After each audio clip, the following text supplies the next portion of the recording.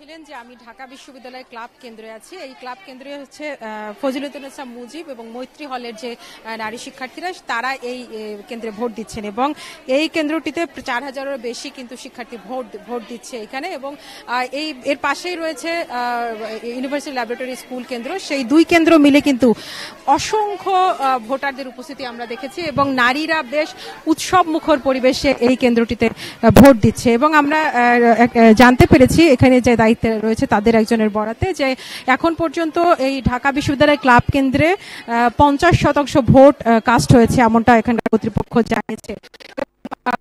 শিক্ষার্থী আমরা অনেক গতকাল রাতে অনেকে নির্ঘুম রাত কাটিয়েছে, অনেকে বলছে ঈদের রাতের মতো, ঈদ চাঁদ রাতের মতো করে কালকে রাত গিয়েছে, অনেকে হাতে মেহেদি দিয়েছে। তারা আসলে ভোটটাকে উৎসব মুখর পরিবেশে আসলে ভোটদান করছে। এবং একই সাথে আমরা শিক্ষার্থীরা এখন পর্যন্ত প্রার্থীদের সাথে আমরা কথা বলেছি, তারা জানিয়েছে যে প্রত্যেকটি কেন্দ্রে আমরাও দেখেছি বেশ শৃঙ্খলার সাথে ভোট গ্রহণ চলছে। তবে কিছু কিছু প্রার্থী অন্য কিছু প্যানেলের বিরুদ্ধে আচরণবিধি লঙ্ঘনের অভিযোগও এনেছে। আমরা কেউ বলেছেন যে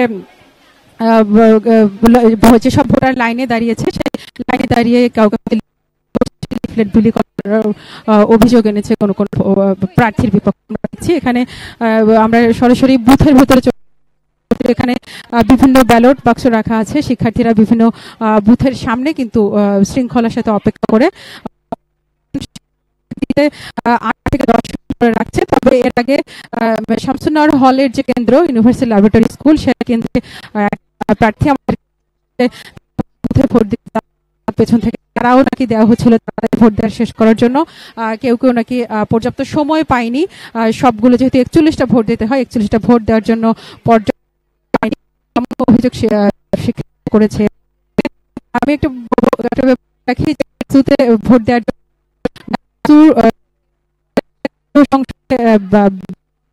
ব্যালট এবং হল একটি ব্যালট রয়েছে,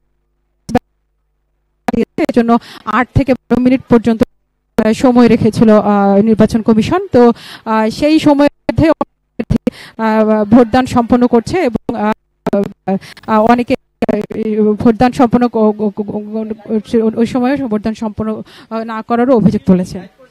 মৃত্তিকা, ধন্যবাদ আপনাকে।